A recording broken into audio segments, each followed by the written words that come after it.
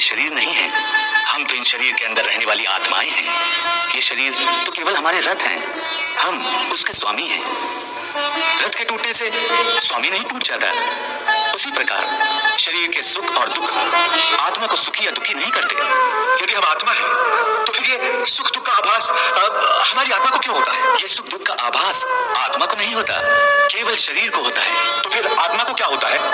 आत्मा को कुछ नहीं होता, क्योंकि ये होना न होना, सुख दुख, सर्दी गर्मी, ये सब प्रकृति के नियम है।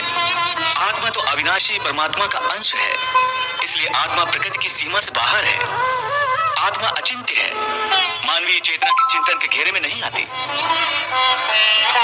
अर्जुन, आत्मा पर प्रकृति और सृष्टि के नियम लागू ही नहीं होते, क्योंकि वो सृष्टि और प्रकृति दोनों ही की पहुंच से बाहर है। जैसे एक चिंगारी अग्नि का ही अंश होती है, वैसे ही आत्मा परमात्मा का ही अंश होता है। इसलिए वो नित्य, अजन्मा, सनातन और सर्वव्यापी है, स्थिर रहने वाला और अचल है। हे पार्थ, आत्मा को न कोई शस्त्र काट सकता है, न उसे अग्नि जला सकती है, इसको जल नहीं गला सकता, न इसे वायु ही सुखा सकती है।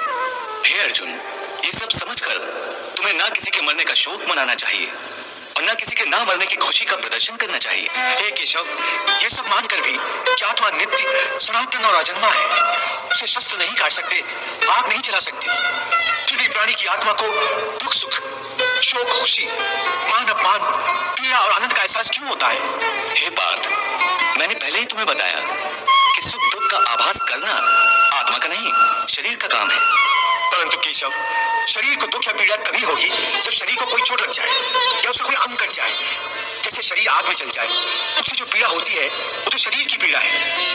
परंतु मान हानि होने से जो दुख होता है या मान होने से जो आनंद आता है, उसमें तो शरीर को कोई चोट नहीं पहुंचती। वो मान हानि का दुख, वो कीर्ति की पीड़ा तो आत्मा को ही होती है ना? नहीं अर्जुन, ये कीर्ति अपकीर्ति, मान अपमान, ये लाभ हानि, ये जीतने का आनंद अथवा हारने की पीड़ा, ये भी आत्मा को नहीं होती। ये आत्मा का काम नहीं है, ये तो मन की शरारत है। मन की शरारत, इसका क्या अर्थ है केशव? पार्थ, प्राणी के शरीर का एक अदृश्य अंग है मन, जो दिखाई नहीं देता, परंतु वही सबसे शक्तिशाली हिस्सा है शरीर का। ये याद रखो कि मन शरीर का हिस्सा है, उसका आत्मा से कोई संबंध नहीं। आत्मा यदि रथ में बैठा हुआ रथ का स्वामी है, तो मन शरीर रूपी रथ का सारथी है। ये मन ही इंद्रियों के घोड़ों को इधर उधर भटकाता है। कभी यौवन के आवेश में यही चंचल मन मनुष्य को इस भ्रम में डाल देता है कि वो सर्वशक्तिमान है, वो सब कुछ कर सकता है, वो यहाँ का राजा है, जिसके आगे हर कोई झुक जाने पर विवश है और जिसे हर कोई प्रणाम करता है।